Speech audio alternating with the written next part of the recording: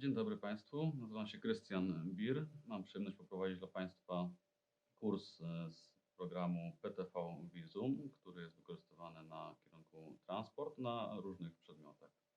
Bazowym przedmiotem są systemy i procesy transportowe realizowane na 5. semestrze. Dzisiaj, z racji tego, że jest to pierwsze spotkanie, chciałem Państwa zapoznać z celem naszych zajęć, naszego kursu oraz pokazać Państwu podstawowe elementy obsługi oprogramowania w taki sposób, aby byli Państwo w stanie pracować na tym programie samodzielnie, wykonując projekty podczas Państwa studiów, jak i prace dyplomowe. Sam program jest autorstwa firmy PTV z siedzibą w Karlsruhe. Powstał wiele już lat temu. Obecnie mamy wersję 2020. W przypadku, kiedy nowsze wersje będą się pojawiały i przestaną być aktualne, taki kurs będzie na bieżąco aktualizowany, niekoniecznie w całości, ale być może po prostu w wybranych istotnych fragmentach, odcinkach.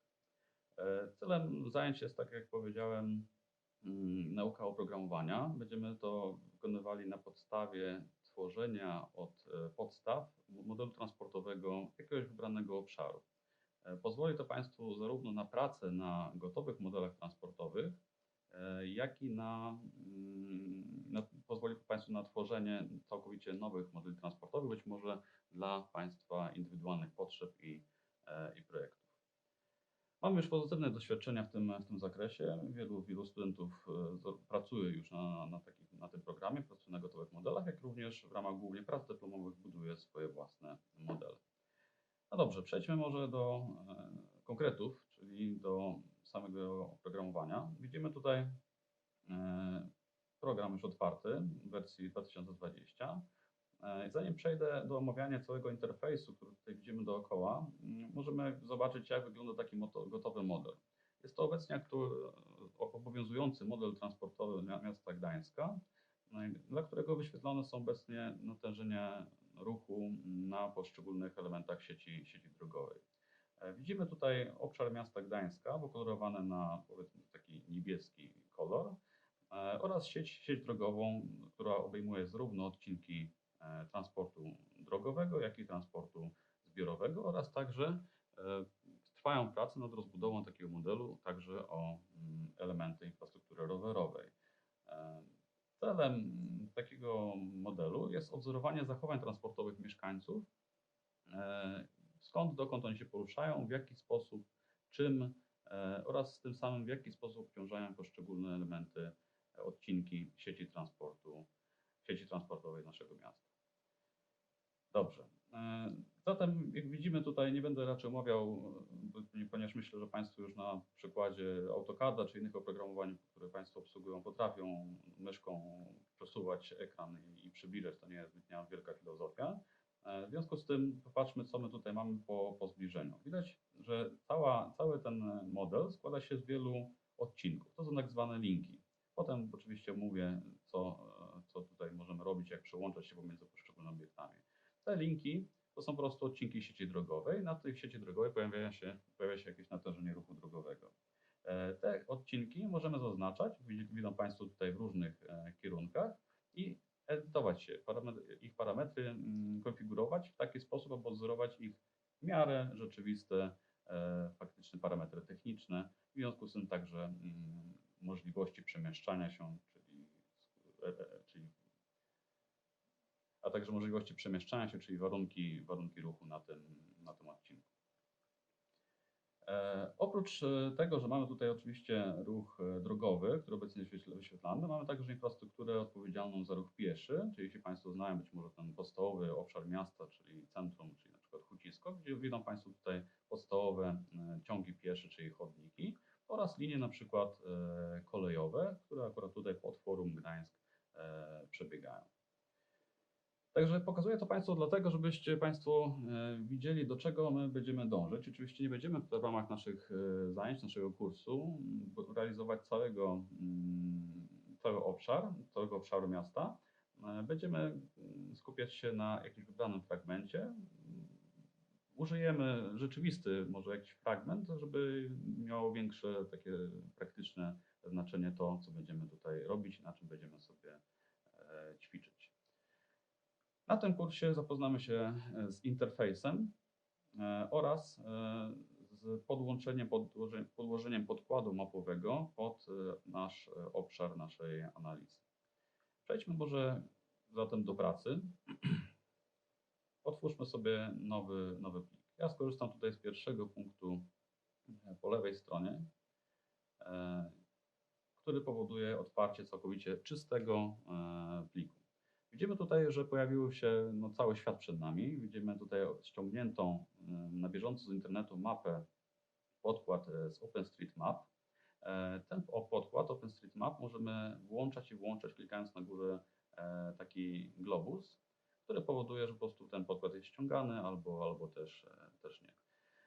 Rozwiązanie to jest bardzo wygodne, ponieważ dzięki temu możemy widzieć, odnosić właściwie swoje położenie do całego świata, jak Państwo widzą tutaj poprzez przybliżanie ściągają się odpowiednie skalowania mapy, aż do maksymalnego oczywiście przybliżenia i widzimy tutaj, jak Państwo być może także korzystają z OpenStreetMap, bardzo dokładne odwzorowanie na przykład nawet przystanków autobusowych, słupków przystankowych. Oczywiście wadą tego rozwiązania jest to, że obciąża dodatkowo komputer, w związku z tym jeśli Państwo odczuwają jakieś wolniejsze działanie oprogramowania z takim podkładem mapowym, polecam po prostu, jeśli nie jest potrzebny taki podkład na żywo, po prostu go sobie wyłączyć, zwłaszcza na starszych, na słabszych komputerach. Również u mnie, jak widać tutaj nie na bieżąco, to działa i wymaga po prostu czasu, żeby to pobrać. No dobrze, wracając do interfejsu. Jak Państwo widzą, ten główny ekran służy do podglądu obszaru, na którym będziemy pracowali.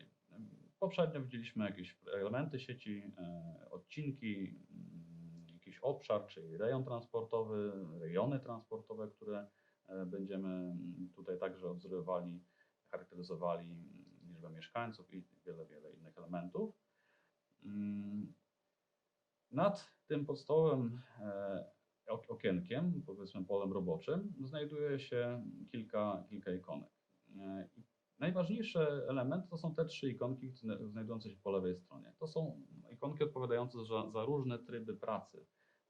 Na przykład pierwsza ikonka z plusikiem odpowiada za tryb dodawania, czyli dodajemy jakieś elementy na sieć, czyli jakby tworzymy nowe elementy. Następnie mamy tryb edycji, gdzie już możemy zaznaczać utworzone wcześniej elementy, edytować je. Oraz tryb, ja to nazywam zaznaczania grupowego, gdzie możemy po prostu sobie zaznaczyć jakiś obszar i z tego obszaru po prostu fragmenty, elementy naszej sieci, na przykład transportowej i wszystkie inne elementy, które się znajdują w środku będą po prostu aktywne, a pozostałe będą pasywne. My podczas naszych zajęć, większości naszych zajęć będziemy korzystali z tych 2 pierwszych trybów, czyli będziemy tworzyć nowe elementy, jak i edytować te elementy. Następnie po prawej stronie widzimy różne skróty odnoszące się do, widzimy tutaj edycji legendy, edycji parametrów graficznych, edycji filtrów, edycji kształtu obiektu, drukowania, screenshota właśnie tego podkładu online. Tutaj mamy możliwość zaczytania gotowych już opracowanych przez nas parametrów graficznych, jak i wiele innych elementów, które będziemy sobie na bieżąco omawiać, nie tracąc teraz czasu. Drugim ważnym elementem interfejsu jest to, co znajduje się po lewej stronie. Mam tutaj na myśli tą zakładkę Network. Ta zakładka Network składa się z różnych elementów.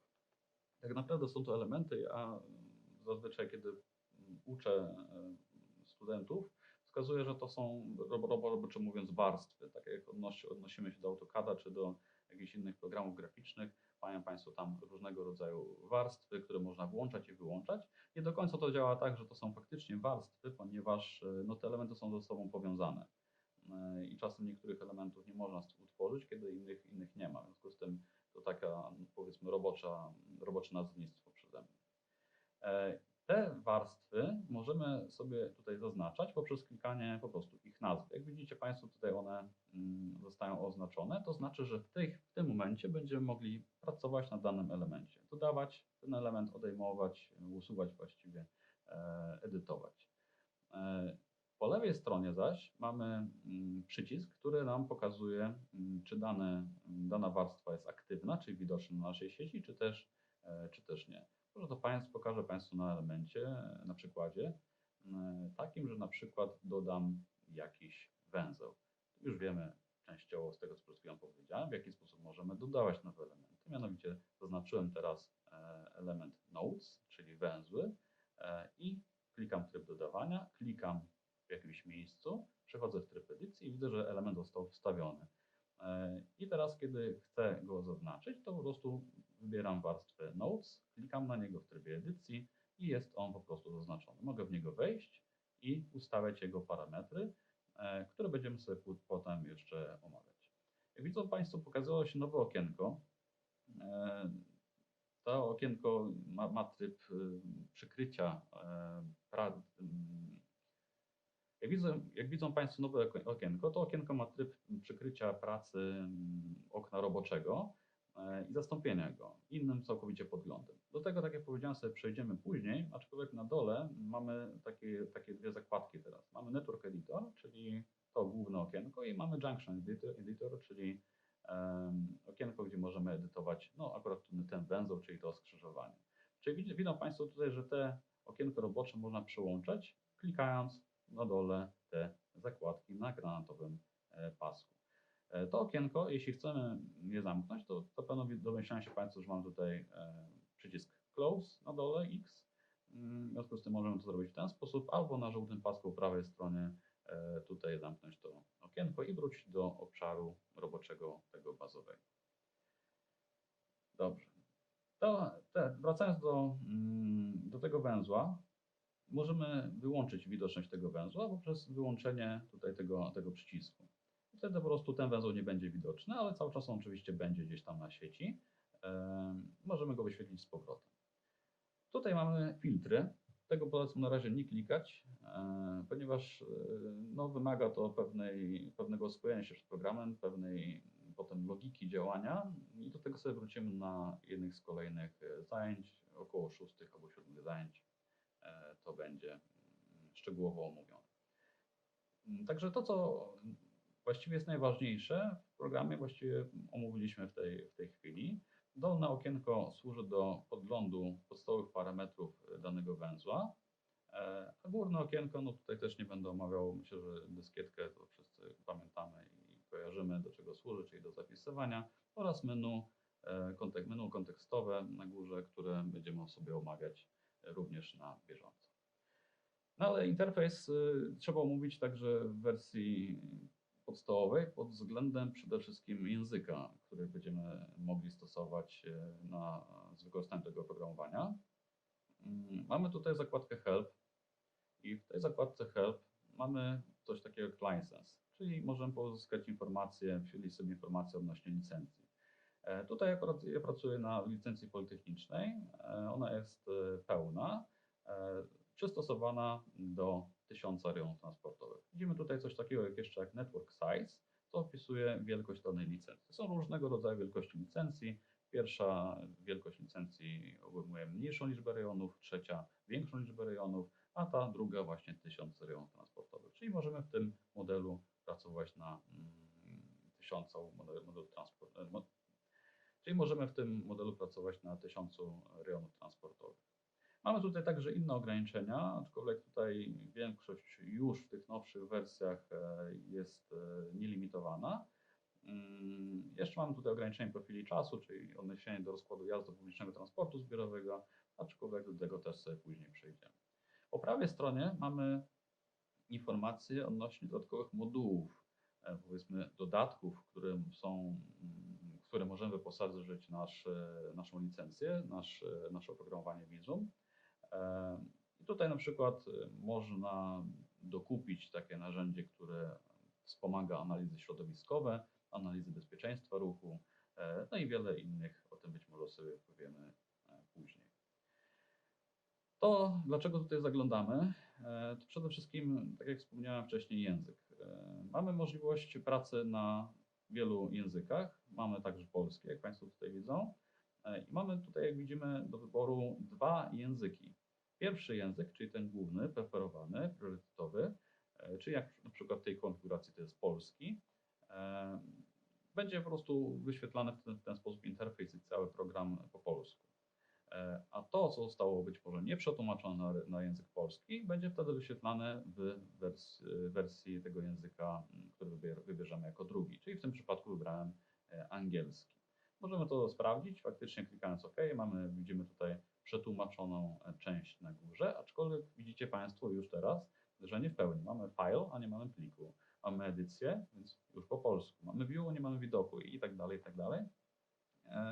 I faktycznie czasem być może jest to nie do końca komfortowe, zwłaszcza w sytuacji takiej, kiedy dostaniemy jakąś informację o błędzie w oprogramowaniu, no i ona jest nie w tym języku, co byśmy chcieli. Jeśli jest pewnie po angielsku, to jeszcze nie jest duży problem, aczkolwiek jeśli nie jesteśmy przyzwyczajeni do nazewnictwa angielskiego, to wtedy może być faktycznie problem z identyfikacją tego błędu. Proponuję zatem pracę na języku angielskim. To jest o tyle wygodniejsze, że mogą w ten sposób Państwo łatwiej pracować z manualem, z pomocą, jak i wyszukiwać nawet w internecie prostsze rozwiązania dotyczące Państwa problemu. Czyli proponuję zostawić wersję angielski. W ten sposób ja osobiście nie mam żadnych problemów z językiem w tym programie. Dobrze. Jeśli chodzi o pomoc, zanim przystąpimy do konkretnego działania, to mamy tutaj zakładkę znowu Help. Mamy PTV Visum Manual. To jest dosyć duży PDF, który, no nie powiem, że trzeba przestudiować, ponieważ jak widzimy tutaj ma ponad 3000 stron, aczkolwiek tutaj znajdują się informacje, instrukcje odnośnie wielu elementów i czynności, które należy wykonać, aby osiągnąć swój zamierzony efekt w budowaniu takiego modelu transportowego. Także tutaj proponuję zajrzeć, jeśli faktycznie będzie występował jakiś problem, którego żeśmy tutaj nie omówili podczas naszych zajęć. No dobrze. Przejdźmy zatem do pracy na modelu. Pozwolę sobie wyświetlić cały nasz świat w wersji OpenStreetMap. Z racji tego, że tutaj pracujemy na petycji gdańskiej, w związku z tym będziemy pracować także lokalnie. Zbliżam sobie nasz ekran, nasz obszar do miasta Gdańska. Widzę to miasto Gdańsk. No i możemy już na tym podkładzie pracować. I w rzeczywistości faktycznie na podkładach online można pracować dosyć swobodnie, zwłaszcza jeśli internet jest szybki i nadąża z czytywaniem podkładu mapowego, co tutaj widzimy, jest troszeczkę jeszcze z tym problem, aczkolwiek warto zapoznać się także z możliwością podkładania swojego własnego podkładu mapowego, ponieważ być może Państwo, kiedy będą chcieli odzorować jakiś projektowany odcinek sieci drogowej, którego jeszcze nie ma na OpenStreetMap, no to warto sobie podłożyć taki projekt i móc zaznaczać jego poszczególne elementy. I właśnie do tego przejdziemy teraz, czyli do nauki podłączania swojego podkładu mapowego. Zanim zaczniemy jednak to robić, musimy zwrócić uwagę na to, co jest troszeczkę ukryte, czyli na to, w jakim układzie współrzędnym mamy przygotowany ten nasz podkład mapowy. I musimy w związku z tym sprawdzić, jaki układ współrzędnych mamy także zakodowany w tym programie. W tym celu klikamy na górze zakładkę Network, wybieramy Network Settings i widzimy tutaj okienko, gdzie możemy skonfigurować sobie podstawowe informacje. Ja podczas nauki tego programowania nie będę z Państwem omawiał każdej opcji do zmiany, ponieważ w ten sposób byśmy siedzieli tutaj 2 albo 3 razy dłużej. Część z tych opcji jest, myślę, o tyle domyślna, że można samemu albo przetestować, jak działa, albo po prostu się tutaj domyślić. Na przykład tutaj widać, możemy zmienić ruch prawostronny na lewostronny albo odwrotnie, zmienić system liczenia odległości na przykład system metryczny. Tutaj dlaczego zaglądamy? Konkretnie w celu zmiany współrzędnych. Widzimy tutaj Coordinate System i mamy tutaj taki system, który obecnie mi nie jest znany, czyli sfer Mercator.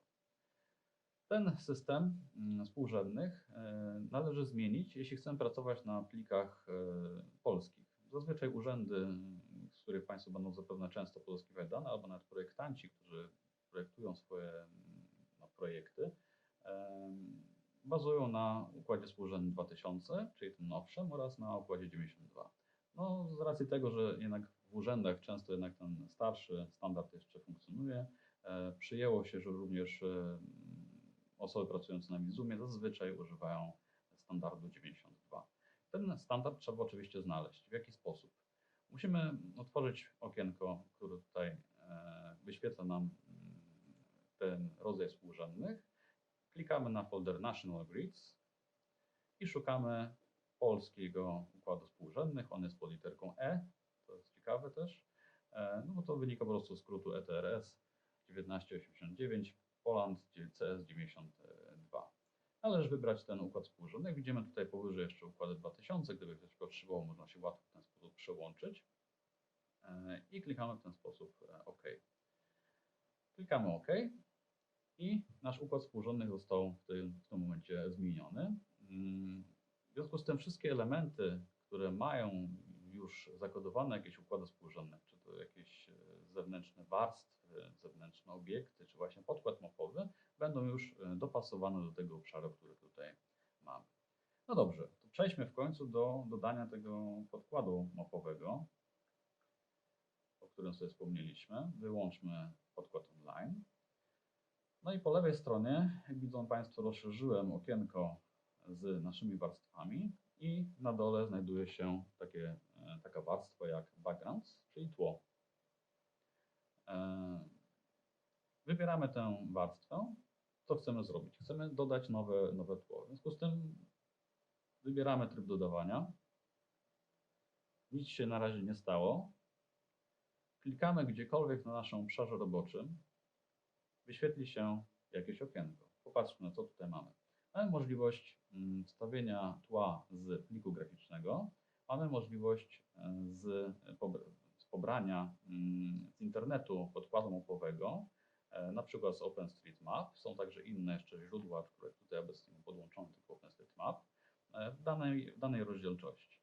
Tutaj także można się tym pobawić, jeśli byśmy chcieli jakiś większy obszar sobie pozyskać, albo po prostu nie mieli podkładu mapowego taki, jakbyśmy potrzebowali w danej chwili.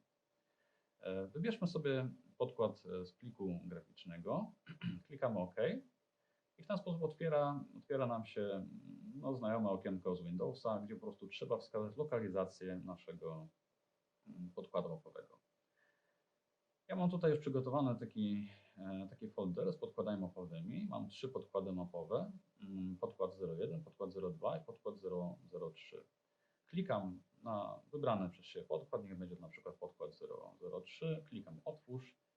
Program w tym momencie może, ale nie musi zapytać nas, czy chcemy załączyć współrzędne przypisane do tego pliku, zapisane w pliku podkład03.tfw.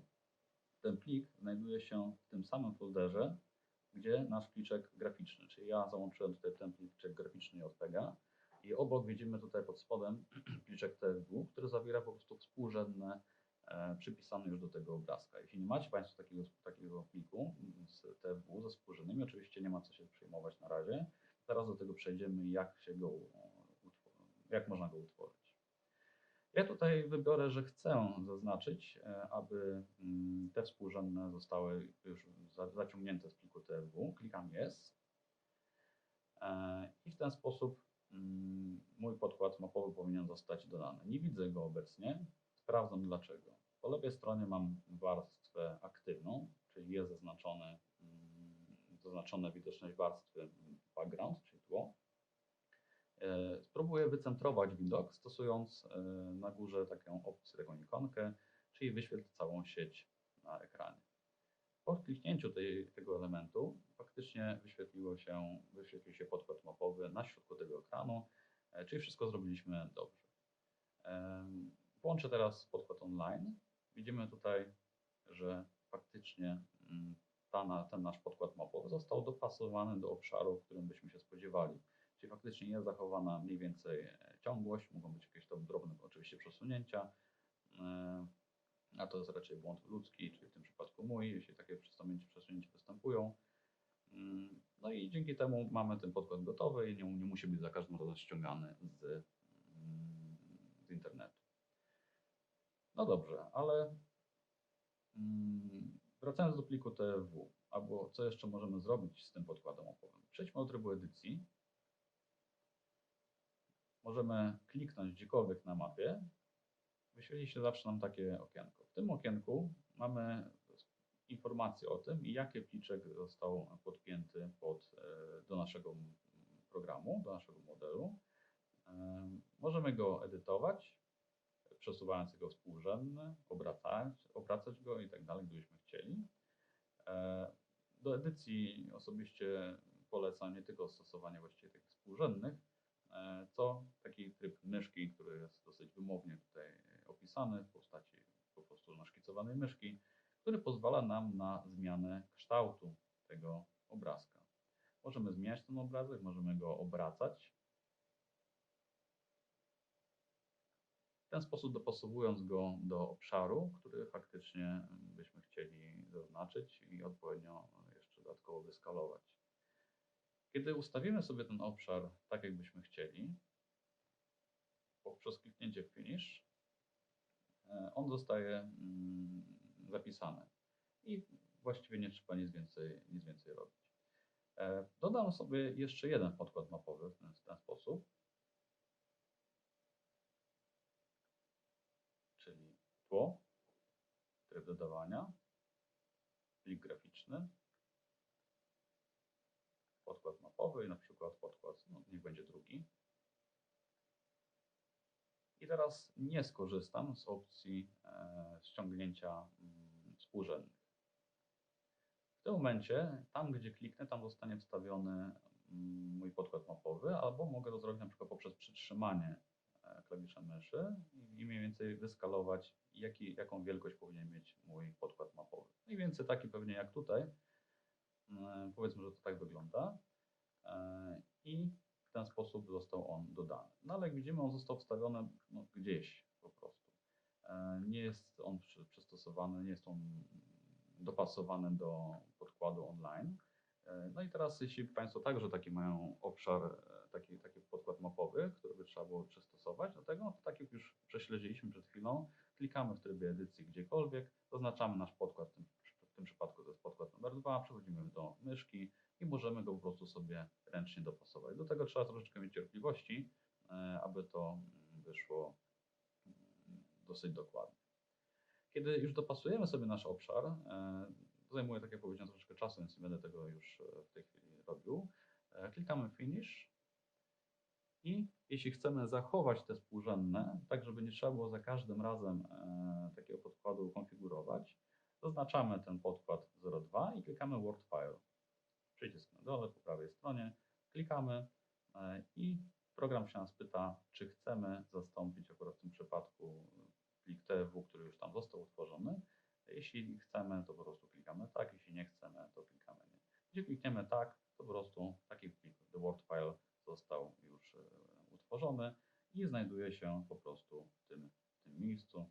Widzimy, godzina jest ta sama, która jest obecnie, w związku z tym jest to nowy, nadpisany w tym przypadku plik TFW. Dzięki temu możemy kolejny raz podkład mapowy załączać bez konieczności jego skalowania, dopasowywania do rozmiaru, który nas by interesował. Jeśli chcemy usunąć nasz podkład mapowy, to myślę, że to jest też dosyć proste. Klikamy Delete i tutaj program się nas pyta, czy usunąć taki podkład mapowy zarówno z dysku, jak i z Visuma, czy tylko z Visuma. Czyli tutaj mamy albo z Visuma oraz z dysku, oraz tylko z Visuma. Jeśli chcą Państwo zachować ten plik na dysku, w związku z tym wybieramy, a tak zapewne jest, w związku z tym wybieramy tylko w Visumie. To samo zrobię z podkładem 03, ponieważ to troszeczkę tutaj nazmieniałem, jeśli chodzi o jego współrzędne i na szybko już teraz dodam sobie ponownie ten podkład 03 z zaciągnięciem już układu współrzędnych. Widzą Państwo teraz Czasem program ma takie błędy albo niejasne właściwie działanie, że pomimo dodania już tego podkładu mapowego musiałem przesunąć lekko ekran w prawo albo w lewo. Mamy w ten sposób założony już podkład mapowy. Wyłączę ten podkład online i na naszym kursie będziemy koncentrować się na tym podkładzie, który tutaj jest załączony. Na nim będziemy pracować, będziemy mazorować model transportowy w tym konkretnym prostokącie, budować na nim sieć. No i doprowadzę do sytuacji takiej, żeby pojawił się ostatecznie jakiś ruch. To nam zajmie oczywiście kolejne wiele spotkań, wiele naszych zajęć. Na dzisiaj dziękuję. Zapraszam do kolejnej części kursu.